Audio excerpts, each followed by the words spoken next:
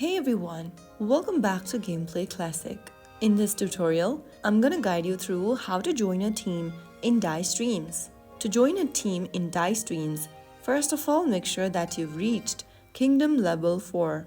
After you've done that, the Team Invite option will open up or become activate. First of all, open up the Dice Dreams app on your device and tap on the team icon which is located at the bottom left corner of the screen.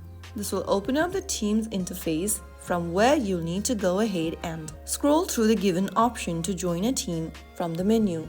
You can also create your own team by tapping the Create option at the bottom, enter the description for your team, and tap on the Create button at the bottom.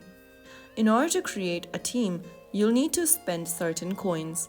If you want to join into an existing team, go ahead and select the Join option, and from the recommended list, select one of the teams that you want to join into and click on the Join button on the next page. Right after you do that, you will then be able to join into a team. Some teams may require you to be accepted by the team leader or admin before you officially join. After joining a team, you can earn team bonuses and free spins by being active in your team.